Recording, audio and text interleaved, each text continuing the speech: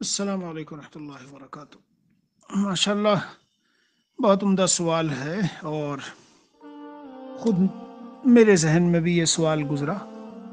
یعنی سمجھ لیجئے کہ جب میں گفتگو کر رہا تھا اور اس موضوع پہ بات کر رہا تھا تو اسی وقت یہ سوال خود ذہن میں گزرا کہ اکثر حضرات کو اس سے پریشانی پیش آتی ہے کہ ایک طرف رشتہ داروں کا معاملہ ہے کہ رشتے کو بھی برقرار رکھنا ہے، اگر نہ جائیں اور نہ ملیں اور ان سے تعلقات کو چھوڑ دیں اس طرح سے تو بہرحال پھر یعنی آدمی تنہا پڑ جاتا ہے اور ان کو محسوس ہوتا ہے اور وہ دوری اختیار کرنا شروع کرتے ہیں۔ کوئی کہتا ہے کہ بھئی یہ تو مزاج میں بہت سخت ہے، اور یہ تو شدت پسندی ہے، اتنا دین میں سختی کہاں ہے، اور فلاں ہے اور فلاں، یعنی ہر ایک اپنے اپنے طور پر۔ تو آپ نے جو سوال کیا ہے کہ ایسے حالات میں کس طرح سے نبھاؤ کیا جائے، کس طرح دونوں پہلوؤں کو لے کے چلا جائے کہ ایک طرف ہمارا رشتہ بھی باقی رہے، تعلقات بھی باقی رہے، اور آپس کا پیار محبت بھی باقی ہو، دوسری جانب اللہ عز و جل کے جو احکام ہیں ہم جس کے مکلف ہیں ان میں بھی کوئی کمی اور خلل نہ آنے پائے۔ تو میرے عزیز، دھیان سے اور توجہ سے سننا، سوال بہت معقول ہے، اور دراصل میری جو گفتگو تھی گزشتہ کل وہ تھی بھی اسی تعلق سے، لیکن یہ سوال جواب کی شکل میں نہیں آیا، بس اتنی بات ہے۔ اس لیے دھیان سے سنیے، میں کچھ باتیں عرض کروں گا۔ سب سے پہلے تو ایک اصول ذہن میں رکھیے، لا طاعت لمخلوق فی معصیت الخالق۔ ٹھیک ہے؟ یعنی کیا معنی ہے اس کا کہ کسی بھی مخلوق کی، خواہ وہ کوئی بھی ہو، اس کی فرمانبرداری اسی حد تک کی جا سکتی ہے، اس کا کہنا مانا جا سکتا ہے، اس کا ساتھ دیا جا سکتا ہے، اس کے ساتھ تعلقات کو نبھایا جا سکتا ہے جب تک کہ اللہ کی نافرمانی نہ ہو۔ اگر کوئی گناہ ہو، معصیت ہو، خالق کی نافرمانی ہو، احکم الحاکمین کا حکم ٹوٹتا ہو، تو پھر شریعت یہ کہتی ہے کہ دل ٹوٹے تو ٹوٹے، جی کسی کا دل ٹوٹے تو ٹوٹے، ہماری شریعت کا دل نہ ٹوٹے، جو اللہ کا حکم ہے وہ نہ ٹوٹے نہ چھوٹے۔ یہ ایک بہت شاندار اصول ہے، لا طاعت لمخلوق، کسی مخلوق کی کوئی اطاعت فرمانبرداری نہیں ہے فی معصیت الخالق، اللہ تعالیٰ کی نافرمانی میں، خالق کی نافرمانی میں۔ اس اصول کو ذہن میں رکھ کر میں آپ کو انشاءاللہ پورا سمجھاتا ہوں، بتاتا ہوں کہ کس طرح سے ہمیں چلنا چاہیے، لیکن کچھ اصولی بنیادی باتیں ذہن میں رکھ لو۔ یہ صرف اس سوال کے جواب کے لیے نہیں ہے بلکہ پوری زندگی کے لیے ہے۔ شادی، غمی، خوشی، جی، اور ملنا جلنا، دعوتیں، اٹھنا بیٹھنا، رشتہ داریوں میں جانا، ہر موڑ پر یہ اصول کام آئے گا۔ یہ پہلے دیکھ لینا چاہیے کہ میں جس کا بندہ ہوں، جس کی بندی ہوں، جس اللہ نے مجھ کو پیدا کیا، سب سے پہلا اپنا حق اس نے میرے اوپر رکھا، اور ہے ہی ظاہر ہے ہم اللہ کے بندے ہیں تو بندگی اور عبادت۔ تو بہرحال اس میں ذرہ برابر بھی کسی طرح کی کوئی صلح مصالحت اور کمپرمائز کرنے کا سوال ہی پیدا نہیں ہوتا۔ جی جی جی۔ دوسرا ایک اصول اور آپ کو بتاتا ہوں۔ حضرت معاویہ رضی اللہ عنہ نے ایک مرتبہ حضرت عائشہ رضی اللہ عنہا کو، غالباً روایت سامنے نہیں لیکن غالباً یہی ہے، حضرت معاویہ نے حضرت عائشہ رضی اللہ عنہا کو یہ درخواست کی اور ایک یعنی عرض کی کہ کوئی نصیحت خاص آپ فرما دیجئے۔ تو حضرت عائشہ رضی اللہ عنہا نے یہ نصیحت فرمائی، نبی کریم صلی اللہ علیہ وسلم کا ارشاد نقل کیا، من التمس رضا اللہ بسخط الناس۔ جو بندہ اس طرح زندگی گزارتا ہے کہ زندگی کے ہر موڑ میں وہ اللہ کی رضا کو سامنے رکھتا ہے، اس کا متلاشی ہے، اسے جستجو ہے کہ میں مولا کو راضی کروں، لیکن بہت سے کام اسی دوران زندگی میں بہت سے موڑ ایسے آتے ہیں، بہت سی لائنیں اور بہت سے مواقع ایسے آتے ہیں کہ اگر وہ اللہ کو راضی کرتا ہے تو مخلوق ناراض، اور مخلوق کو راضی کرتا ہے تو اللہ ناراض۔ تو ایسے موقع پر وہ اللہ عز و جل کو راضی کرتا ہے بسخط الناس، اگرچہ لوگ ناراض ہو رہے ہوں وہ اس کی پرواہ نہیں کرتا۔ یہی تو آیا نا قرآن کریم میں، اللہ کے وہ خاص بندے جن کے بارے میں قرآن نے یہ فرمایا کہ یہ مفسرین نے لکھا ہے کہ وہ مرتدین کے مقابلے میں آئے ہیں۔ تو مفسرین نے لکھا ہے کہ جن میں یہ صفات ہو تو مرتد نہیں ہوگا۔ یا ایھا الذین آمنوا من یرتد منکم عن دینہ فسوف یأتی اللہ بقوم یحبہم ویحبونہ، جو تم میں سے دین سے مرتد ہو جائیں گے پھر جائیں گے، اللہ تعالیٰ ایسی قوم لائیں گے کہ جن سے اللہ کو محبت اور ان کو اللہ سے محبت۔ اذلۃ علی المؤمنین، ایک صفت تو یہ ہے محبت کی، اور دوسری اذلۃ علی المؤمنین عزت علی الکافرین، مومنین کے لیے نرم، کافروں کے حق میں سخت۔ یجاہدون فی سبیل اللہ، اللہ کی راہ میں جہاد کریں گے، ولا یخافون لومۃ لائم، کسی ملامت کرنے والے کی ملامت کی پرواہ نہیں کریں گے۔ بس یہی مضمون ہے وہ حضرت عائشہ رضی اللہ عنہ حضرت معاویہ رضی اللہ عنہ کو فرما رہی ہے کہ جو اللہ کی رضا کو چاہتا ہے بندوں کو ناراض کر کے، تو کیا وعدہ ہے اس کے لیے؟ اللہ عز و جل تو راضی ہو گئے، لوگوں کی طرف سے جو ملامت اور پریشانیاں اور تکالیف اور لوگوں کے ناراض ہونے کی وجہ سے جو بظاہر دقت اور الجھن اور حالات اس پر آئیں گے کہ بھئی تنہا پڑ گیا، کہ بھئی لوگوں میں قدر نہ رہی، کہ بھئی لوگ بلا نہیں رہے، بھئی لوگوں نے پوچھنا بند کر دیا، بھئی لوگ تعلقات توڑنے لگ گئے، بھئی لوگوں میں کوئی خاص عزت نہیں رہی کیونکہ اس نے ایسا سلوک کیا ہے، نبی پاک صلی اللہ علیہ وسلم فرماتے ہیں کہ اللہ اس کو کافی ہو جاتے ہیں۔ ہاں، یہ جو ظاہری طور پر کچھ ناگواریاں اور کچھ تعلقات کا ٹوٹنا اور کچھ ذرا سی ایسی الجھنیں بظاہر سامنے آئی، جی اللہ تعالیٰ کیسے کافی ہوتے ہیں، یہ بھی ایک دوسری روایت میں ہے کہ اس طرح کافی ہوتے ہیں کہ ایسے شخص کے نیک اعمال کچھ دنوں کے بعد لوگوں میں ایسے پھیلائے جاتے ہیں، اس طرح نشر کیے جاتے ہیں، لوگوں کے دلوں میں ایسی محبت ڈالی جاتی ہے کہ وہ لوگ بھی جو کل ناراض ہو گئے تھے آج اس کی سب سے زیادہ عزت کرنے والے ہوتے ہیں۔ جی ہاں، گھر والے، رشتہ دار، اقرباء، اعزاء، متعلقین، دور والے، اجنبی، سب اس کو ایسی محبت کرنے لگتے ہیں۔ یہ ہے اللہ کا کافی ہونا۔ جی اس کے کوئی گناہ ہو ان سے ستاری فرما لیتے ہیں، اور نیک اور اچھے کام ہو اس کی اس طرح سے لوگوں کی نگاہوں میں ڈالے جاتے ہیں کہ سب محبت کرنے لگتے ہیں۔ کیونکہ اصل میں قبولیت میرے عزیز، دیکھو یاد رکھنا ایک میری بات کہ عند اللہ عند الناس، قبولیت اصولی بات یہ ہے کہ پہلے بندہ عند اللہ مقبول ہوگا۔ سن رہے ہو نا، غور سے سننا اور سمجھنا، پہلے بندہ عند اللہ مقبول ہوگا۔ حدیث شریف میں ہے یہ بھی، ہر اس پر مجھے حدیث یاد آتی ہے اس لیے کہ حدیث شریف کے جو مضامین ہے وہ وحی آسمانی ہے، اس میں نور ہوتا ہے، مجھے بہت لطف آتا ہے اس میں۔ جب اللہ کسی بندے سے محبت فرماتے ہیں تو حضرت جبرائیل کو پکار کے کہتے ہیں میں اس بندے سے محبت کرتا ہوں، تم بھی محبت کرو، اور پھر یہ کہا جاتا ہے کہ سارے آسمانوں میں فرشتوں میں اعلان کرو، سب محبت کرنے لگتے ہیں، پھر زمین والوں کے دلوں میں محبت ڈالی جاتی ہے۔ اور جب اللہ کسی بندے سے بغض فرماتے ہیں، ناپسند فرماتے ہیں، تو حضرت جبرائیل سے فرماتے ہیں یہ بندہ بظاہر دنیا میں بڑی تقریریں اور بڑا سب کچھ کرتا ہے، لیکن اس کا خفیہ حالات، اندرونی اس کا قلب کا حال غفلتوں سے، ظلمتوں سے، گناہوں سے، معصیتوں سے، اور اس کی تنہائیاں بڑی خراب ہیں، اس لیے میں اس کو ناپسند کرتا ہوں، تم بھی ناپسند کرو۔ پھر فرشتوں میں اعلان کیا جاتا ہے، آسمانوں میں سب ناپسند کرنے لگتے ہیں، یہاں تک کہ زمین والوں کے دلوں میں ناپسندیدگی ڈال دی جاتی ہے۔ میرے عزیز یاد رکھنا یہ بات بہت ہی اہم بات ہے۔ تو محبوبیت عند اللہ پہلے ہوتی ہے۔ آج ہم اپنے ظاہری نقشوں میں گم ہو کے، اللہ سے غافل ہو کے، جی ہمارا آج یہ حال ہے کہ ہم ذرا سی اپنی چیزوں کو ایسی شہرت دلانا چاہتے ہیں کہ ہم دنیا میں مشہور، اور اب جب سے یہ نیٹ ویٹ کا اور واٹس اپ کا اور اس کا زمانہ آیا تو ہر آدمی اپنے گروپ بنا کے اور اپنی چیزوں کو ایسا چلا رہا ہے چاروں طرف کے لوگ جو مجھے طرف زیادہ چپک جائیں، مجھ سے زیادہ۔ یہ مقصود ہی نہیں ہے۔ عبدیت کے منشا، عبدیت ہمارے عبد اور بندہ ہونے کے منشا ہی کے خلاف ہے یہ۔ بہرحال مضمون ادھر ادھر نہ نکلے، میں آپ کے اس سوال کو اچھے سے سمجھانا چاہتا ہوں۔ تو میرے عزیز ذہن میں رکھنا، من التمس رضا اللہ، رشتہ داروں سے ملنے میں، تعلقات میں، دعوتوں میں، فلاح میں، رشتے کی رعایت میں اور اس کے حقوق کی رعایت میں ہمیں سب سے پہلے اول یہ دیکھنا ہے کہ یہ قدم جو میں اٹھانے جا رہا ہوں مولا تو ناراض نہیں ہو رہے ہیں۔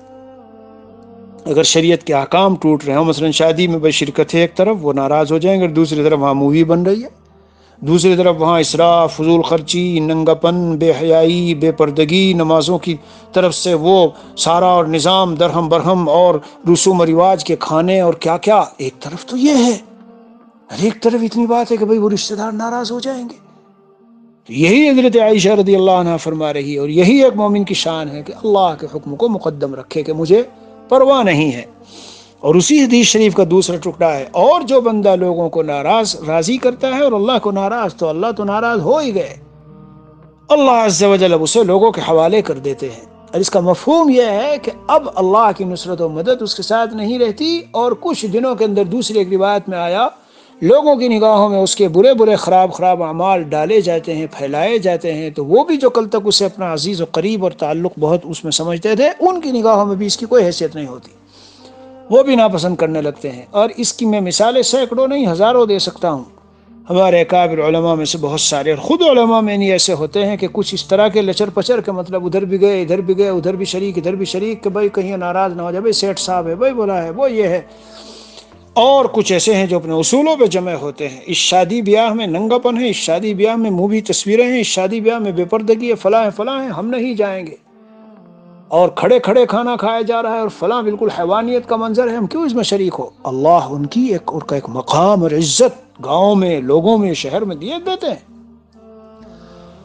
آگے بڑھو میرے عزیز، آگے بڑھو۔ تمہاری جو بنیادی مشکل ہے، جو سوال میں تم نے رکھی ہے، وہ یہ ہے کہ حضرت یہ تو ہم کریں چلو،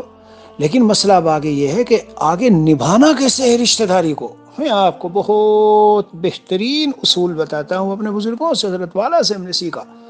عارف باللہ حضرت اقدس حضرت مولانا شاہ حکیم محمد اختر صاحب نور اللہ مرقدہ سے سیکھا۔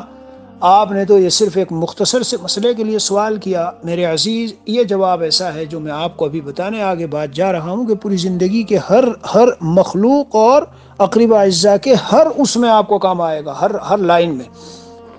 اور وہ کیا ہے؟ وہ یہ ہے، سنو، ریشم کی طرح سے نرم بن کر، یعنی مضبوط تو اپنے موقف پر اتنے رہو جیسے ریشم، مگر نرمی کے ساتھ بھائی، انداز ایسا نہ اپناؤ کہ تیڑ پھیڑ اور جوش اور تکبر اور بڑائی اور جملے ایسے تحقیرانہ، یہ تو دین کا انداز نہیں ہے۔ یعنی اگر آپ کو ایسی جگہوں میں شرکت نہیں کرنی اور ایسی جگہوں میں نہیں جانا، اور رشتہ داروں میں اس طرح کہ آپ کو اپنے بچوں کو، اولاد کو خراب ہو رہی ہے، بگڑ رہی ہے، کس طرح ان سے بچاؤ اختیار کیا جائے، اللہ سے مانگیے اور عزم مصمم کر لیجئے کہ جب حکم الہی ٹوٹ رہا ہے تو مجھے قریب جانا نہیں، اور مجھے ان سے بالکل اس طرح کا اختلاط نہیں رکھنا۔ لیکن اب کرنا کیا ہے؟ ان کے ساتھ محبت کے ساتھ پیش آنا، ان کے بچوں کو محبت دکھانا، ان کے لیے کبھی کبھی ہدایہ تحائف بھیجنا، دین کی کوئی ایسی بات ہو تو بہت نرمی کے ساتھ، بہت محبت کے ساتھ، ڈائریکٹ ان کی طرف نہیں۔ کسی بھی موقع پہ سب بیٹھے ہیں تو بس کسی کو عنوان بنا کے کوئی قصہ سامنے لا کے اپنی بات رکھ دو، یہ نہ کہو تمہارے یہاں ایسا ہے اور یہ حرام ہے اور یہ بالکل وہ جائز نہیں ہے، اور میں کہاں شریک ہو سکتا ہوں، تم جانتے نہیں ہو میں کون آدمی ہوں، اور میں فلاں کے اس پہ چلتا ہوں اور اس پہ چلتا ہوں۔ دوریاں پیدا ہوگی۔ ہمارے حضرت والا مسیح الامت جلال آبادی نور اللہ مرقدہ ہمیشہ فرماتے تھے، الفاظ اور تعبیرات بھی بڑی شائستہ و شستہ اور بڑی دھلی ہوئی نرمی لیے ہوئے، بڑی محبت لیے ہوئے ہو، اور ان کو کہنے کا انداز، بات کرنے کا انداز، سامنے والے کو سمجھانے کا انداز بھی اسی طرح کا ہو۔ پھر یہ سب میں آپ کو بتا رہا ہوں، پھر یہ بھی سمجھائیے اور نرمی کے ساتھ اپنی بات رکھیے، لیکن اندر سے عظمت ہو، مضبوطی ہو، یعنی ان کو لچر پچر نہ محسوس ہو کہ آپ کچھ ہلکے پھلکے، نہیں، جماؤ اور مضبوطی، لیکن انداز گفتگو کا نرم۔ ریشم دیکھ لو کتنا مضبوط ہے، لیکن ویسے نرم ہے۔ پیار محبت بھرے انداز سے کوئی بات کہہ دی، کوئی قصہ ذکر کر کے کسی کے کندھے پہ رکھ کے کسی قصے میں کوئی بات اور کہہ کے اس انداز سے نقل کر دی کہ وہ جو بیٹھے تھے، جن کے ہاں جو کچھ ہونے والا ہے رسم و رواج، وہ سمجھ بھی گئے اور ڈائریکٹ آپ نے ان کو کہا بھی نہیں۔ جی ہاں، اسی طرح میں آپ کو عرض کرتا ہوں کہ ایسے حضرات جو اس طرح کے ہوں، جو دین سے اول ان کو ان سے ہے ہی نہیں، مانوس طبیعت ہے ہی نہیں، اور سنت و شریعت سے ان کو اتنا وہ تو نماز ہی کو مشکل سے پڑھتے ہیں، اور کچھ پڑھتے ہیں کچھ نہیں پڑھتے، لیکن رشتہ دار ہیں تو بہرحال نرمی سے اگر آپ نے پیش نہ کیا تو ہو سکے آپ کے منہ پہ ہی وہ رد کر دے اور انکار کر دے اور کفر لازم آ جائے گا ان کا۔ ہمارے بزرگان دین نے ہم کو یہ سب چیزیں بڑی حکمت کی سمجھائی ہیں، بڑی حکمت کی سمجھائی ہیں۔ اس طرح کے جو لوگ ہو ڈائریکٹ تو ان کو ایک دم کہنا بھی نہیں چاہیے۔ بہرحال بنیادی بات جو آپ کو میں سمجھانا چاہتا ہوں کہ اپنے بچوں کو کیسے بچاؤ، اس طرح بچاؤ، شرکت ہرگز نہیں، ایسے گھروں میں جا کے خلط ملط ہونا بالکل نہیں، وہاں راتیں گزارنا اور سنیچر سیٹرڈے سنڈے اور فرائیڈے اور ہالیڈے اور وہاں گزارے، اور 2 4 دن 5 دن میں بچوں کا ستیہ ناش ہو کے آ گیا، جو کچھ سکھایا تھا، جو کچھ تہذیب تمدن سلیقہ پردہ اور جو تقوی جو کچھ سکھایا وہ سارا ختم ہو کے سب اب چلے آ رہے ہیں تو پھر وہ ساری حرکتیں یہاں دکھ رہی ہیں؟ نہیں نہیں نہیں نہیں، ہرگز نہیں، ہرگز نہیں۔ رشتہ دار جمع ہیں، جائیے، اگر وہاں جانے کے وقت میں آپ کے 1-2 گھنٹے کے لیے کچھ شریعت کی باتوں کا خیال ہو، پردے وردے کا خیال ہو، اور فوراً اسی وقت میں شرکت کر کے اور اٹھ کے چلے آئیے۔ اور اگر اس کا بھی خیال نہیں ہے اور گھنٹے کے لیے بھی نہ جائیے، جس دن یہ سب فنکشن ہو رہا ہے یا کچھ ہو رہا ہے اور وہاں سب اکٹھے ہیں اور سارے اصول ٹوٹ رہے ہیں، اس سے 1 دن پہلے جاؤ اور اچھے خاصے ہدایت طائف لے جاؤ، پھر 1 دن بعد بھی چلے جاؤ۔ جب ہوگا تو صبح کو، مثلا صبح کو بھی چلے گئے، بیٹھے اور چائے وائے پی اور کچھ دیر ایسے جائز قسم کے گپے شپے کی، جائز قسم کی، وہ اس نیت سے جب آپ کریں گے وہ عبادت بن جائے گا۔ اے اللہ، میں اس وجہ سے اس کے پاس اس وقت آ کے یہ سب کر رہا ہوں تاکہ اس کے دل میں میری طرف سے بغض اور وہ کینہ اور وہ نہ پیدا ہو اور خواہ میرا رشتہ نہ ٹوٹنے پائے۔ جب آپ میرے عزیز 2-4 مرتبہ بعد رشتہ داروں کے ساتھ ایسا کر لیں گے، پہلے بھی آپ کا سلوک بہت اچھا اس فنکشن سے اور اس سب ملاقاتوں سے، اور بعد میں بھی آپ کا سلوک بالکل اچھا، لیکن اینڈ ٹائم پر آپ ایسے ڈسپیا ہوئے، ایسے غائب ہوئے کہ پتہ بھی نہیں آپ ہیں یہاں ہے نہیں رہتے، چپ چاپ نکل کے ادھر سے ادھر چلے گئے۔ وہ اگلے دن آپ کو 1000 بات کہیں کہ آپ نہیں آئے اور کیا کیا آپ نے، اور ایسے موقع پر یہ رشتہ داری ایسے ہوتی ہے، بس کان سے سنو دوسرے سے نکالو، ایک کان سے سنو دوسرے سے نکالو، اگر گالیاں بھی دے دی سنو دوسرے سے نکالو۔ اب اس وقت میں وہ صلہ رحمی والی حدیثیں یاد آئیں گی، ان پر عمل کیجئے۔ برا بھلا بھی کہا، پھر اگلے دن یا دوسرے دن جا کے پھر کوئی ہدیہ تحفہ ان کے رشتہ داروں کے لیے، فلاں کے لیے لے جائیے، اور پھر بیٹھیے اور چائے پیجیے اور کچھ کھانے پینے کی چیزیں لے جائیے۔ وہ ناراض ہوں کہ میں نہیں ملتا تم سے، کیوں نہیں آئے، تو اگلے دن پھر چلے جاؤ۔ اب وہ کام آئے گا وہ جو آپ نے صلہ رحمی کی حدیث جو پڑھی ہے، ایک طرف سے یوں ہو جی، صل من قطعک، جو رشتہ توڑے تو جوڑ، واعف عمن ظلمک، اور جو تمہارے ساتھ ظلم کر رہا ہو اسے درگزر کرو، اور واعطی من حرمک، جو تمہیں محروم رکھے تم اسے دیتے رہو، اگرچہ وہ ہدایہ نہیں دیتا، اگرچہ وہ سب چیزیں، لیکن تم دیتے رہو۔ بہرحال خلاصہ سمجھ لیجئے، خلاصہ سمجھ لیجئے کہ اب فتنوں کا دور ہے اور گناہوں میں پورا معاشرہ ایسا ڈوبا ہے، اور ایسے حالات ہیں، ان جوان بچوں کو اسکولوں کالجوں میں پڑھنے والے اور نئی تہذیب کے علم بردار، پینٹ شرٹ داڑھی نہیں ہے، اور ٹی وی ہر وقت سامنے بیٹھے ہیں، اور کالجوں میں اور وہاں آفسوں میں جاب پر جاتے ہیں تو لڑکیاں ہیں اور عورتیں، مطلب خلاصہ یہ اس طرح کے ماحول میں میرے عزیز، میرے پیارے، آپ اپنے بچوں کو اگر بچانا چاہتے ہیں اپنے اس کو، تو وہی بات جو میں نے کل اصولی بتائی، گھر کو لازم پکڑ لو، اور مقصود یہی ہے کہ ایسی جگہ جہاں یہ سب نہ ہو، بالکل اس سے چمٹ کے رہو۔ اور یہ جو آپ کا سوال تھا کہ حضرت رشتہ داری کو کیسے نبھائیں اور رشتوں میں کیا کریں گے ایسے موقع پر، ورنہ لوگ تو پھر ہمیں چھوڑ دیں گے، بائیکاٹ کر دیں گے، گالیاں دیں گے، وہ ہوگا۔ میرے پیارے، اللہ کی نصرت و حمایت و مدد اس بندے کے ساتھ ہوتی ہے جو اللہ عز و جل کے حکموں کو اوڑھ لیتا ہے اپنے اوپر، بالکل عزم مسمم فیصلہ کر لیتا ہے، مجھے اللہ تعالیٰ کے حکموں کو نہ توڑنا ہے نہ چھوڑنا ہے، چاہے کچھ بھی ہو جائے۔ لیکن طریق بس یہ جو میں نے عرض کیا، یہ طریق اپنائیے، جو ترتیب میں نے پیش کی یہ ترتیب اختیار کیجئے۔ بہت سے لوگوں نے کی اور اپنا تجربہ بتایا کہ حضرت اس قدر نفع بخش ثابت ہوئی، اور 2-3 مرتبہ کرنی پڑے گی، پھر سب سمجھ لیں گے بھائی انہیں ہماری ذات سے تو دشمنی بالکل نہیں، نہ ان کے دل میں کوئی کینہ نہ عداوت، لیکن ذرا تقوی پہ چلتے ہیں، اس لیے اس طرح کے موقع پہ یہ شرکت گوارا نہیں کرتے۔ نو پرابلم، کوئی حرج کی بات نہیں، کوئی پوچھے گا بھی تو کہہ دیں گے کہ بھائی وہ یعنی وہی آپ کے وہی رشتہ دار کہہ دیں گے بھائی فلاں کیوں نہیں آیا، تو ایسے کہیں گے بھائی وہ ذرا زیادہ نیک ہے، بھائی ذرا زیادہ صوفی ہے، بھائی ذرا فلاں ہے، کہنے دو ان کو اگر کوئی ایسا جملہ بھی کہہ دے۔ لیکن چند دنوں کے بعد میرے عزیز، میں آپ کو بالکل دل کی بات بتاتا ہوں کہ آپ ہی ان کی نگاہ میں اتنے محبوب ہوں گے کہ دعا کرانے آپ کے پاس آئیں گے، نماز جنازہ پڑھوانے آپ کے پاس آئیں گے، شادی نکاح بیاہ کرانا ہے تو آپ کے پاس آئیں گے، نکاح پڑھا دو اور چاہے آپ کو کہیں گے کہ مسجد سے ہی آپ چلے جائیں، کوئی حرج نہیں، ہر شخص کی نگاہ میں عزت۔ میں تو ایک بہت معمولی سا آدمی ہوں، لیکن اتنا جانتا ہوں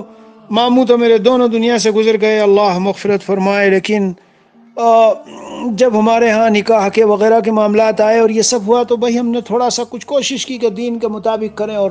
حضرت تھانوی کی اصلاح رسوم وغیرہ نکالی اور سب چیزیں دیکھی اور ہم نے لسٹ بنا کے دے دیتے تھے، جہاں سے رشتہ آتا تھا ہم نے والد صاحب سے کہا دیکھیے زندگی میں بار بار یہ معاملات نہیں آتے، نہ ہمیں موقع ملے گا تو اب ایک موقع ہے کہ ہم اللہ تعالیٰ کو راضی کرنے کا ایک کام کر لیں کہ بھائی ان سب رسموں کو ہٹا دو، خلاف شریعت لکھ کے دے دیتے تھے۔ تو مجھے آج تک یاد ہے کہ ہمارے ایک ماموں وغیرہ نے ایک مرتبہ یہ کہا بھائی یہ کوئی شادی ہے، بھائی یہ تو ایسا جیسے کوئی لاوارث آدمی ہو جس کا دنیا میں کوئی ہو ہی نہیں، یہ تو کچھ ہے ہی نہیں، یعنی اس انداز سے تو کوئی شادی نہیں ہے، کیا ہو رہا ہے؟ ہم نے کوئی خاص ادھر ادھر کی بارات اور فلاں فلاں کو چھوڑ دیا، بلکہ گاؤں والے کہتے تھے جب انہوں نے بس دیکھی بہت بڑی، کیا او مولوی صاحب کہتے تھے شب بارات نہیں آئے گی، دیکھو بارات آ گئی، مگر وہ بارات نہیں تھی، وہ ہم نے دارالعلوم دیوبند کے علماء اور اساتذہ اپنے جن سے ہمیں بہت تعلق تھا اور ان کو ہم سے تھا، تو الحمدللہ تقریباً پورے دارالعلوم دیوبند کو بلا لیا۔ جب بس میں سے لوگوں نے دیکھا ارے بھائی یہ بارات نہیں ہے تو دارالعلوم کے اساتذہ ولیمے میں شرکت کے لیے آئے۔ خیر تو میں کہنا چاہتا ہوں تو ماموں نے یہ تو کہا، لیکن اس کے بعد ماشاءاللہ اور لا قوت الا باللہ، اور اللہ تعالیٰ کا فضل و کرم ہے کہ وہی ہمیں اتنی عزت دیتے تھے کہ بس اگر کبھی جانا ہو گیا ان کے ہاں تو بش جاتے تھے خوشی میں، یعنی پھولے نہیں سماتے تھے۔ اور ایک دن میں نے بتایا بھی تھا، انتقال سے پہلے بھی قلم لیا، ایک ماموں نے قلم کاغذ بیٹے سے کہا مجھے دے دو، میں صرف یہ بات لکھ دینا چاہتا ہوں کہ جب میں بیمار ہو کے فلاں ہاسپٹل میں پڑا تو کوئی مجھ سے ملنے نہیں آیا سوائے امجد کے، اور کوئی نہیں آیا، میں اس اپنی خوشی کا اظہار کر کے دنیا سے جانا چاہتا ہوں۔ وہ بیٹا مجھے بعد میں بتانے آیا کہ ماموں اس طرح گئے ہیں دنیا سے، مجھے قلم کاغذ، تو میں نے کہا ابا قلم کاغذ کی اس وقت کیا ضرورت ہے؟ میں نے کہا نہیں میں ایک بات کہنا چاہتا ہوں، یہ بات پھر وہ مجھے بتانے آیا۔ تو بہرحال عرض یہ کرنا چاہتا ہوں کہ دین تسلب اور تمسک، ہاں تسلب تمسک جانتے ہو، مضبوطی سے پکڑنا، مضبوطی سے، یہ نہیں کہ مروت میں آ کے جو ہے کچھ بھی کر ڈالا۔ عورت ہنسی خوشی سے باتیں کرتی ہے کہ نہیں ہیلپ یو، اور مسکراتی ہے تم بھی مسکراتے ہو، نظروں میں نظر ڈالتی ہے تم بھی نظروں میں نظر ڈالتے ہو، اور شادیوں میں اور اس میں بس وہ ہو جاتے ہو کہ بھائی وہ اصل میں اجمل صاحب اخلاق بھی تو کوئی چیز ہے، بیہودے اس شخص سے کہو تو اخلاق کا کیا مطلب سمجھا ہے؟ مداہنت فی الدین، دنیا کی خاطر دین کے حکموں کو چھوڑنا، بدل الدین لحصول الدنیا، بدل الدین لحصول الدنیا، دین کو خرچ کرنا اور ختم کرنا دنیا کے مقاصد کو حاصل کرنے کے لیے، یہ کہلاتا ہے مداہنت۔ اور بدل الدنیا لحصول الدین، دنیا کو خرچ کرنا دین کے حاصل کرنے کے لیے، یہ مدارات ہے۔ مدارات یعنی کسی کے ساتھ محبت سے پیش آنا اور اچھا سلوک کرنا اور اچھا برتاؤ کرنا اور ذرا نرمی سے اخلاق سے پیش آنا، مثلا کچھ کھانا کھلا دیا، کچھ تقسیم کر دیا، کچھ ہدیہ دے دیا، وہ آیا تو کچھ اکرام کر لیا، چائے وائے پلا دی، یہ ہے وہ مدارات۔ تم نے مداہنت کو مدارات سمجھا، یہ تو دین میں مداہنت ہے، خطرناک ہے۔ بنی اسرائیل میں جب یہ آئی تو اللہ کا عذاب آ گیا تھا۔ میرے عزیز سب سے بڑا عذاب بتاؤں کیا آتا ہے؟ کل کو وہی غلط سلط چیزیں جن کی کو ہم برداشت کر رہے ہیں اور کھا رہے ہیں، پی رہے ہیں، چل رہے ہیں، اٹھ رہے ہیں، بیٹھ رہے ہیں، ان کے ساتھ وہی غلط سلط چیزیں، ان کی برائی ہمارے دل سے نکال دی جاتی ہے۔ روایتوں میں ہے کہ بنی اسرائیل علماء منع کرتے تھے یہ نہ کرو یہ نہ کرو، وہ نہیں مانتے تھے، لیکن اگلے ہی دن وہی عالم جو منع کر رہا تھا ان کا جلیس ہوتا تھا، عقیل ہوتا تھا، ساتھ کھانے والا، ساتھ بیٹھنے والا۔ یعنی تقاضا یہ تھا کہ جب منع کر رہے ہیں اور وہ غلط باتیں ہیں اور ممنوعات محرمات ہیں، ان کے ساتھ شرکت نہ کرے، ان کے ساتھ اٹھے نہ بیٹھے، دوری اختیار کرے ان سے، مگر وہ پھر بھی اس میں شریک تھا۔ تو اللہ نے ضرب اللہ قلوب بعضهم ببعض، دل پر یہ عذاب ڈالا کہ ان کے دلوں کو ویسا کر دیا جیسے ان کے دل تھے، اس کی گناہ کی برائی نکل گئی۔ ہم آج اسے کھیل تماشا سمجھتے ہیں، بلکہ اخلاق سمجھتے ہیں، بڑا اخلاق والا، بھائی دیکھو فلاں مولوی صاحب تو بڑے تشدد پہ اترے ہیں، ارے ظالم تو تشدد اور تسلط تمسک میں فرق نہیں سمجھتا؟ آج کل بہت آسان ہے کہنا فلاں بڑا متشدد ہے دین کے معاملے میں، تجھے تشدد کا پتہ ہے کہ کیا ہے؟ تشدد کہتے ہیں اللہ تعالیٰ کی شریعت کا جو حکم ہے اس کی جو لمٹ اور حد ہے اس کو اس سے آگے بڑھانا، مستحب کو فرض و واجب کے درجے میں، سنت کو فرض و واجب کے درجے میں لے آنا، یہ تشدد ہے، حدود سے بڑھانا۔ روزہ رکھنا ہے کہ صبح صادق سے لے کے مغرب تک یہ پوری رات بھی نہیں کھاتا پیتا، وغیرہ وغیرہ اور بہت کچھ، یہ تشدد ہے۔ تسلب اور تمسک بالدین. حضرت تھانوی رحمۃ اللہ علیہ فرماتے ہیں میں متشدد نہیں ہوں لیکن متسلب بالدین اور متمسک بالدین ہوں، یعنی دین کی چھوٹی چھوٹی باتیں بھی ہمارے نزدیک بہت اونچی ہے، بہت اونچا مقام ہے ان کا، کیونکہ وہ اللہ کی باتیں ہیں. بھائی آپ نے سوال جو کیا اسی کے ضمن کی ساری باتیں بتا رہا ہوں، اس لیے دین کی باتوں کو چھوٹی چھوٹی سمجھ کے توڑتے چھوڑتے نہ جاؤ، ورنہ چھوٹی چھوٹی چیزوں سے پھر بڑی بڑی چیزوں کا نمبر آتا ہے. اور جو تمہیں کہے بڑا متشدد ہے، شادیوں میں شرکت نہیں کر رہا اور فلاں نہیں کر رہا اور یہ نہیں کرتا، سب آتے ہیں، فلاں مولانا بھی آتے ہیں، وہ بھی آتے ہیں، اسے سمجھاؤ تشدد الگ چیز ہے، حدود سے تجاوز یہ ہے، اور تمسک تسلب دین کو مضبوطی سے تھامنا یہ الگ چیز ہے. ہر سنت دین کا ہر حکم ہمیں مضبوطی سے تھامنا چاہیے. تو کہہ دو ہم متسلب ہیں اور متمسک بالدین ہے، اور یہ دونوں چیزوں کا شریعت میں حکم ہے. جی ہاں، سمجھ میں بات آئی. مگر بس میرے عزیز میرے پیارے، ہمیشہ نرمی کا برتاؤ رکھو، انداز نرم رکھو، دین کی بات کہنے کا طور طریق نرم رکھو، نفرتوں والا انداز نہ اپناؤ، متکبرانہ انداز نہ اپناؤ، تحقیرانہ والا انداز نہ اختیار کرو کہ سامنے والے کو محسوس ہوئے اپنے کو بہت بڑا سمجھ رہا ہے اور ہم بالکل ہم کچھ نہیں اس کی نگاہ میں. بہت عظمت کے ساتھ میرے بھائی دیکھو بھائی بات یہ ہے، دیکھو میں تو ایک معمولی سا آدمی ہوں، اعمال نہیں ہیں، خالی ہوں اعمال سے، کچھ نمازیں پڑھ لیتا ہوں وہ بھی کوئی اتنا خشوع و خضوع نہیں، اور کچھ عمل کرنے کی کوشش میں لگا ہوا ہوں. بھائی دیکھو اس شادی میں دیکھو یہ چیز ہے، یہ چیز ہے، یہ چیز ہے، یہ سب اللہ کی ناراضگی کی ہے، لعنت کی ہے، اللہ کے غضب کی ہے، اللہ نے اس پر وعیدیں سنائی ہے، عذاب کی وعیدیں آئی ہے. بھائی دیکھو میں معذور ہوں، ہاں میں آپ سے محبت رکھتا ہوں، آپ کی عظمت محبت میرے دل میں ہے، اور میں یہاں سے بیٹھا بیٹھا دعائیں کر رہا ہوں اللہ تعالیٰ آپ کے سب معاملات کو ٹھیک کرا دے، سارا نکاح کا اس کا سارا نظام سب ٹھیک ٹھاک ہو جائے، اور آپ کو خوب کامیابیاں ملے، عافیت ملے. آج بھی دعا کرتا ہوں، جس دن آپ کے یہاں تقریب ہے اس دن بھی میری دعائیں اور ساری نیک تمنا آپ کے ساتھ ہے، لیکن میں شریک نہیں ہو سکتا بھائی، میں مجبور ہوں. آپ کے ہر خدمت کے لیے تیار ہوں، جو کوئی خدمت ہو میرے لائق تو بتائیے وغیرہ. اس طرح بات کہی جاتی ہے، ہاں اس طرح نہیں کہی جاتی. ارے تم تو بیکار آدمی ہو، یہ دین کا حکم یہ تم چھوڑ رہے ہو، اور تم نکمے ہو، اور تم فلاں ہو، اور میں جانتے نہیں ہو مجھ کو میں کون ہوں، میں ان سب چیزوں میں فلاں ہوں اور فلاں. نہیں نہیں نہیں، ایسے بات بگڑے گی. اور انشاءاللہ اس طرح اسے کہتے ہیں ریشم کی طرح نرم ہونا، موقف پر سخت مگر اپنی بات پر بالکل اٹے جمے رہو. بھائی سمجھ گئے؟ بس یہی بات ہے. میں نے قصدن آپ کو جواب اطمینان سے تسلی سے خوب اچھے سے دیا ہے، تاکہ ہر پہلو